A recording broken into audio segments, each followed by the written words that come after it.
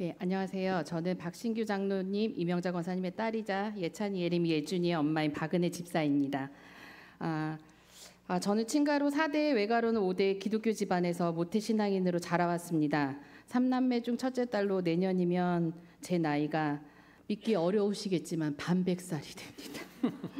학교, 교회, 집이라는 울타리 안에서 늘 의수하고 모범적인 K장녀로 엄마의 자랑거리는 대부분이 저였습니다. 제 어머니는 4남매 중 유일한 딸로 외할아버지의 사랑을 듬뿍 받고 자라셨는데 국민학교 6년간 한 번도 반장을 놓친 적이 없고 또 6학년 때는 전교회장으로 임명될 정도로 리더십 있고 매우 똑똑한 학생이었다고 합니다. 저희 어머니가요.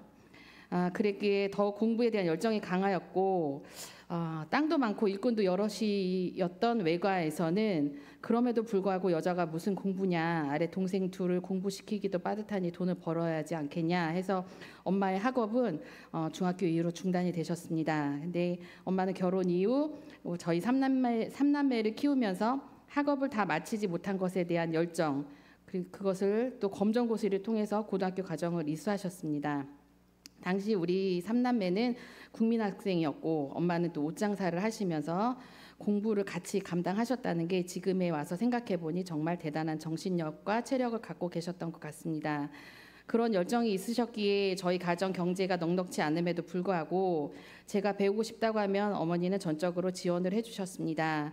학부를 6년간 다닐 수 있었던 것, 2개 전공을 할 수 있었던 것, 그 모두가 어머니의 적극적인 지원 덕분이었던 것 같습니다. 대학 졸업쯤에는 독일과 프랑스를 한 달 동안 레슨을 받으며 교회음악 전공을 위해 독일로 유학을 가겠다라고 마음을 먹었으나 졸업 후에 알게 된 가정 경제 상황을 보고서 도저히 제 욕심만 채울 수 없었고 이후 3년 정도 돈을 벌면 나갈 수 있을 것 같아서 유학의 길을 내려놓았습니다. 그러던 중 남편을 알게 되고 8개월의 연애 끝에 결혼을 합니다. 결혼은 왠지 지금보다 여유 있는 생활과 행복을 가져다 줄 것만 같았고 특히 시어머니께서 대학원 공부를 시켜주시겠다는 그 말은 제가 결혼을 결정하는 데 큰 역할을 합니다. 그런데 그 모든 생각은 저의 착각이었습니다. 결혼 생활의 시작은 곧 저의 광야 생활의 시작이 되었던 것 같습니다. 하는 일마다 잘 안 되는 것 같았고 허리 디스크로 인해 걸어 다니지도 못하는 시간들이 있었고 남편과의 대화는 점점 사라지고 그럴 때마다 새벽 기도회, 금요 기도회, 주일 예배를 통해서 하나님께 나의 답답함을 토로하고 그분의 음성을 듣기 원했습니다. 당시 생명의 삶이라는 큐티책으로 꾸준히 묵상을 했으나 묵상 본문을 읽고 감동이 오는 구절에 밑줄을 긋고 그 감동이 왜 왔는지만 생각해보는 정도였던 것 같습니다. 묵상의 요령이 없었던 것 같아 묵상에 관한 책도 읽어보았으나 삶에서의 적용과는 거리가 멀었습니다. 14년 전에 조암으로 이사와서 신흥교회에 등록하고 주일 예배 생활을 꾸준히 했으나 저의 개인 큐티 시간은 나의 하소연을 늘어놓거나 또는 별 문제가 없을 때는 뛰어넘기 일쑤였습니다. 유튜브에 올라오는 날기새나 최고의 날 묵상, 큐티인을 매일 듣긴 하지만 저의 개인 묵상은 늘 제한적이었던 것 같습니다. 특히 적용은 뜬구름 잡듯이 추상적으로 한 줄 적고 끝이었던 것 같습니다. 그런데 올해 초 우리 목자님이 숙제 때문에 잠잘 시간이 없어 이러면서 투덜거리는 말 속에서 전해지는 진심을 느꼈습니다. 자신이 이 교육을 받아보니 우리 목원 식구들 모두가 해야 할 것 같다고 이 숙제들을 나만 할 수 없지라는데 정말 나한테 하라고 하진 않겠지라고 하면서도 얼마나 좋으면 저렇게 얘기할까 하는 호기심도 생겼습니다. 그러던 중 드디어 목자들의 양육 과정이 끝나고 2기 양육 지원자를 받는다는 광고가 나왔습니다.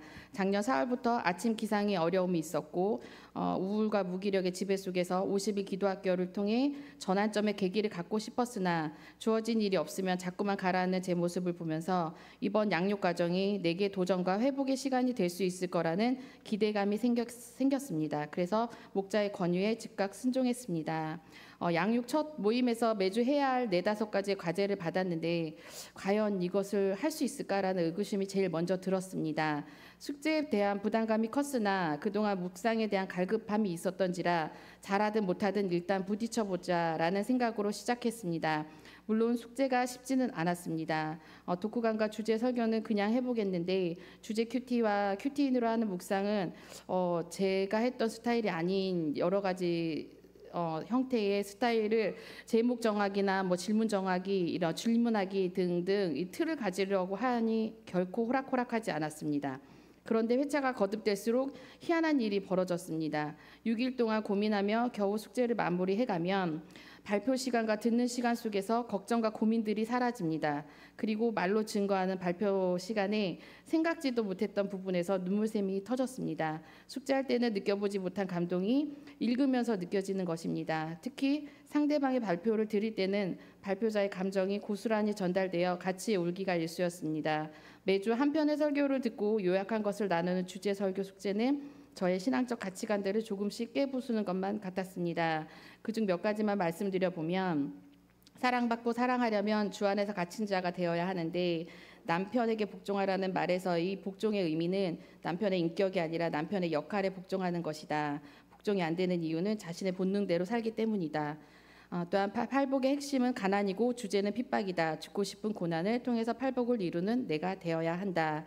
또 창세기의 핵심 구절은 그는 나보다 옳도다. 인데 요셉은 그리스도의 표상이지만 유다는 예수 그리스도의 씨이다. 이 세상의 모든 문제는 나는 옳고 너는 틀렸다 해서 비롯된다. 회개의 반대는 바로 너 때문이다. 이다. 남 눈치만 보고 싫어라고 못하고 스스로를 부정적으로 여기며 유약하고 늘 우울한 착한 아이 증후군의 표상이 바로 나였던 것 같습니다. 원본이 아닌 복사본으로 사는 사람이 바로 저입니다. 나는 죄인입니다라고 고백했으나 100% 죄인임을 인정하지 못했습니다. 큐티 양육 과정을 마치면 내 모습이 완전히 달라져 있을 것이라고 기대했으나 꼭 그렇지만은 않았습니다. 육의 회복만 바라고 습관 하나 고치는데 얼마나 많은 에너지가 들어가는지는 생각을 못했던 어리석은 저입니다. 그럼에도 불구하고 나를 통해서 하나님은 오늘도 일하고 계심을 믿습니다. 왜냐하면 에베네셀의 하나님께서 여기까지 도우시고 인도하셔서 제가 이 자리에서 주님을 증거하고 찬양하고 있기 때문입니다. 돈이 없어서 늘 나를 초라하게 여기며 무슨 큰일이 일어날 것처럼 항상 불안과 두려움 속에 아직도 아침을 깨우기가 어렵습니다. 하지만 주님은 오늘도 말씀하십니다. 나의 사랑하는 딸아, 일어나 나와 함께 가자. 너는 내게 부르짖으라. 내가 내게 응답하겠고 내가 알지 못하는 크고 은밀한 일을 내게 보이리라. 너는 하나님께 소망을 두라. 그가 나타나 도우심으로 말미암아 내 하나님을 여전히 찬송하리로다. 내가 내게 명령한 것이 아니냐. 강하고 담대하라. 두려워하지 말며 놀라지 말라. 내가 어디로 가든지 내 하나님 여호와가 너와 함께 하느니라. 아멘. 감사합니다. 감사합니다. 박수하겠습니다. 네, 우리 이제 2기 끝났는데요. 다음 달부터 3기가 들어갑니다. 그래서 우리 교회는